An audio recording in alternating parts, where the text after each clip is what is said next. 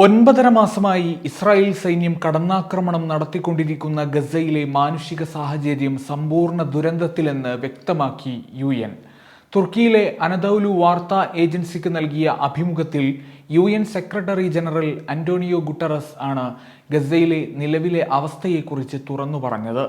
പ്രശ്നപരിഹാരത്തിന് ദ്വിരാഷ്ട്ര formula മാത്രമാണ് പോംവഴിയെന്ന് ആവർത്തിച്ച UN മേധാവി ഗസയിലെ മാനുഷികാവസ്ഥ സമ്പൂർണമായും തകരാൻ 2 കാരണങ്ങളാണെന്നും ചൂണ്ടിക്കാട്ടി.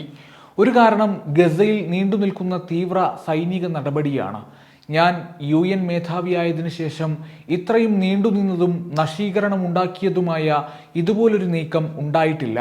ഫലസ്തീനികൾക്ക് ആവശ്യമായ ഭക്ഷ്യ, മരുന്ന് തുടങ്ങിയ അവശ്യ സാധനങ്ങളുടെ തോത് ആനുപാതികമായതിലും എത്രയോ കുറഞ്ഞത് ലഭിക്കുന്നതാണ് രണ്ടാമത്തെ കാരണമെന്നും ഗുട്ടറസ് പറഞ്ഞു. UN കോൺഗ്രസിൽ ഇസ്രായേൽ പ്രധാനമന്ത്രി ബെഞ്ചമിൻ നെതന്യാഹു നടത്തിയ പ്രസംഗത്തിനൊപ്പം തന്നെയാണ് ഗുട്ടറസിന്റെ അഭിമുഖവും പുറത്തുവന്നത്. നെതന്യാഹുവിന്റെ പ്രസംഗത്തിൽ പുതുതായി ഒന്നുമില്ലെന്നും ഗുട്ടറസ് കൂട്ടിച്ചേർത്തു. അതേസമയം വെടിനിർത്തൽ ആവശ്യം ശക്തമാകുമ്പോഴും ഗസയിൽ നിർദ്ദയം ആക്രമണം തുടരുകയാണ് സയനിസ്റ്റുകൾ. 30-ലധികം പേരാണ് 24 മണിക്കൂറിനിടെ ഗസയിൽ കൊല്ലപ്പെട്ടത്. ഖാൻ യൂനിസ്, റഫ, ഗസ സിറ്റി എന്നിവിടങ്ങളിലാണ് ഇത്രയും പേർ കൊല്ലപ്പെട്ടത്.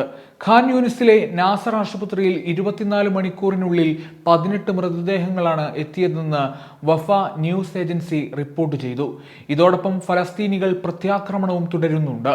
ഹമാസ് നടത്തിയ ആക്രമണത്തിൽ ഇസ്രായേലി സൈനികൻ കൊല്ലപ്പെട്ടു. ഇസ്രായേലിന്റെ ഗിവാത്തി ബ്രിഗേഡിലെ 37-കാരനായ സൈനികനാണ് കൊല്ലപ്പെട്ടത്.